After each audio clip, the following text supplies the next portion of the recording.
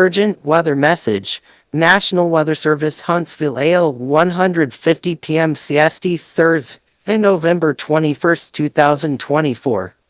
Lauderdale-Colbert-Franklin, AL-Lawrence-Limestone-Madison-Morgan, Mars, Hall, Jackson, DeKalb, Cullman, Moore, Lincoln, Franklin, TN, including the cities of Town Creek, Red Bay, Arab, Sheffield, Tuscumbia, Albertville, Florence, Fayetteville, Fort Payne, Russellville, Lynchburg, Guntersville, Athens, Huntsville, Muscle Shoals, Cowan, Decherd, Moulton, Sewanee, Estill Springs, Rainsville, Winchester, Scottsboro, Boaz, Cullman, and Decatur. 150 PM CST Thursday, November 21st, 2024.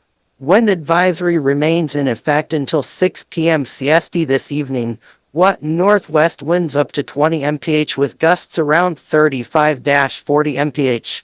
Where? Portions of north central, northeast, and northwest Alabama and southern middle Tennessee. When? Until 6 p.m. CST this evening. Impacts. Gusty winds will blow around unsecured objects.